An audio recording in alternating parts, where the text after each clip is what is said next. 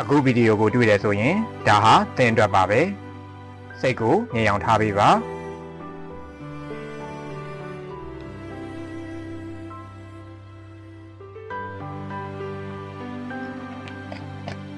သင်သိခြင်းနဲ့ yes or no မေးခွန်းတစ်ခုကို10စက္ကန့်အတွင်းအာရုံပြုထားပေးပါ